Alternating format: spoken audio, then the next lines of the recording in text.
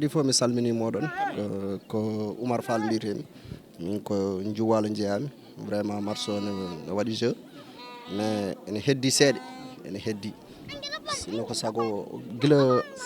ene fonno ɓurde ɗo gila départ ene fonno ɓurde ɗo mais mataw ko heñare nen henenne vraiment zoraji aɓe keñani bi no fewi no fewi mais chahira inchallah deuxième mi-temps o mbeɗa jaggi kam ma Bendiolol ƴetti score inchallah muro di foot kono mbiyeteni ballon rond donc directeur hande ari ɗo yebde match hakkude Ndioum Walo e Bendiolol hol impression ma sa yi ɗum ɗo holko siftatuma et voilà vraiment Ousmane Allah jarama mi salmini cadrement aussi Oumar Thiam e wayno mbiɗa ni min dawi ɗo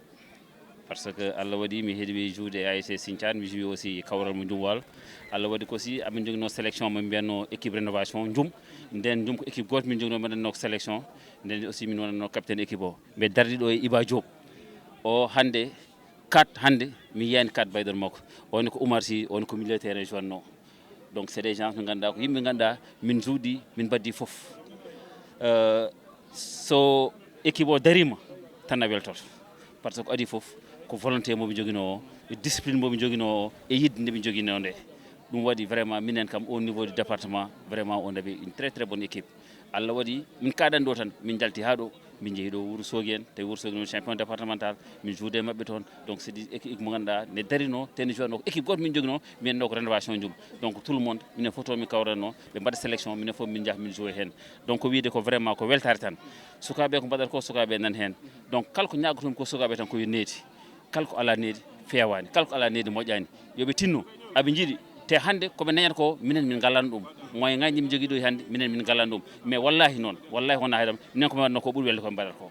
laabi temedere moyen hande moyeji ari kala koɓe jiiɗi aɓe daña kala koɓe beela aɓe daña donc yo mbaɗnedi ɓe kollira hen aussi fulla e fayida neɗɗo kala ken waɗa yo waɗi hen fulla e fayida gal yettude Allah e julde naraɗo ko weltare no fewi min darima ɗo oɗo kiiɗe hande aussi minen ancien jour aji ɓeɗo amin gandodiri no fewi par ce que ndende men darotonde e équipe Ndioum Walo amen daro taw komin 11 personnes net amen kula so tawi goto gañima min dañata natoɓe mais alhamdulillah minen 11 ɓe somin naati kala mo anda Ndioum Walo so tawi yiyamen wiyata komin jiguiɓe jour aji ummiɓe Dakar en walla Ndar en taw ko Ndioum Walo wuuro ngo ɓolɓe goni hen ɗum noon somin naate terrain o kadi hay nayeɓe aɗa yiya tuggotoɓe calla min gara yebde Ndioum Walo kala nde Ndioum Walo are joude kala nayejo arat yebde balo saabu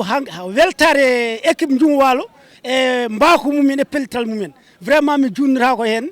min mbiyata ko sukaɓe yo tinno daro beele ko yawdi ko aɓe gabbo hen no minen ko joom yagal min jaranno e football o hay goto yiiɗa fiyede nden Ndioum ɗo leyɗe ɗe foof noon kala zonnoɗo e leegal jogui ko joom ha gasa sa fiyama piyeɗa e teddugal hande noon sukaɓe ene mbaɗa bal no ɓiyamo wiiri ni